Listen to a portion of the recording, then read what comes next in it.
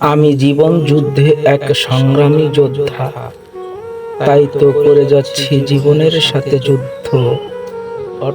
অটোর চাকায় খুঁজে বেড়াই আমার জীবনের সার্থকতা।